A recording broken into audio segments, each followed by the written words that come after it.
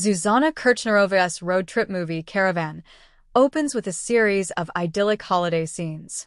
A wide shot of a tranquil swimming pool. A beach ball, close up, with iridescent sequins inside. Lambent rays of sunshine bouncing lazily off the surface of the pool. A breathy voiceover whispers, "It's going to be nice, David. You'll see." The whisperer is revealed as a mother, reassuring her child as they lie next to each other in bed under a white sheet. If Terrence Malick directed a commercial for an Italian holiday home, it would go something like this sequence. However, the idyll is a short-lived mirage, filmed mainly in Italy's Reggio Calabria, as well as Bologna and the Czech Republic. This is the story of 45-year-old single mom Esther, Anna Geislerova, and 15-year-old David Vodstersil, whose holiday with comfortable middle-class friends is disrupted when the pair are asked by the family they are supposed to be staying with to move into a caravan.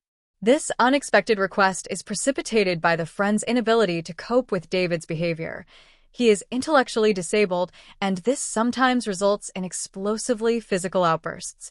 Exhausted and peaked after overhearing a patronizing conversation about David, Esther leaves in the caravan, taking her son on an impromptu drive, during which they are joined by Livewire free spirit Zuza, Juliana Brutovska. Caravan marks the return of Czech filmmaking to the official selection after a gap of 30-odd years, and so far, Kirchnerova is also the only Czech filmmaker ever to win the Premier Prix at the Cine Foundation in Cannes, back in 2009. So, what took her so long to capitalize on that win? The focus of her body of work to date on the obligations of female caregivers likely provides the answer. Building on short film work about a teenage girl's struggle to provide care for a bedridden grandparent, Baba, and a docudrama following four women through pregnancies, Caravan is a film firmly rooted in the experience of what it is to provide full-time care for another human being while also trying to exist as yourself.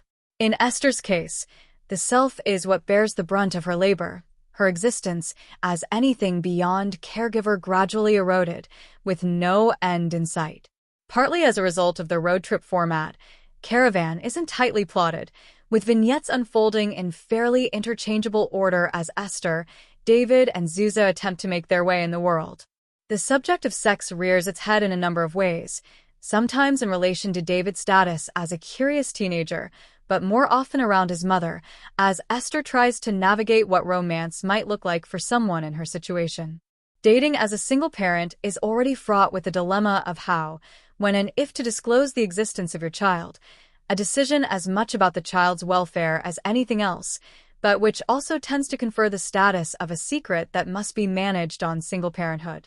Esther is dealing with very particular circumstances on top of this, managing her son's experience of the world in a way that is different from the majority experience of parenting a teenager. One standout scene in Esther's own love life handles an ambiguity around sexual consent in a way that feels altogether unique.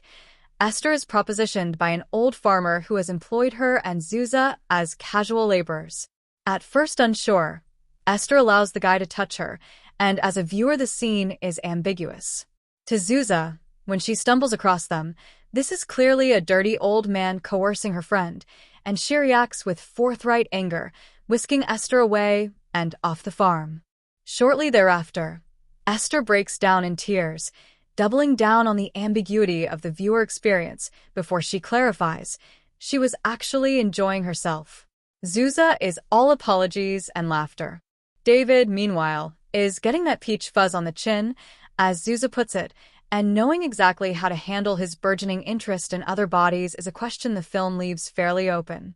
Rooted in Kirchnerova's own life, raising a child with Down syndrome and autism, the film has a fundamental tenderness running throughout, while tougher scenes earn their place at the table with their sense of authenticity and personal testimony.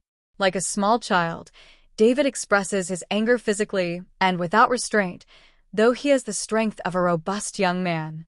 He expresses his anger without any filter, but this isn't his fault, which doesn't change the fact that his punches and scratches cause serious damage. Watching Esther attempt to navigate this with love, but little external support, is undeniably tough.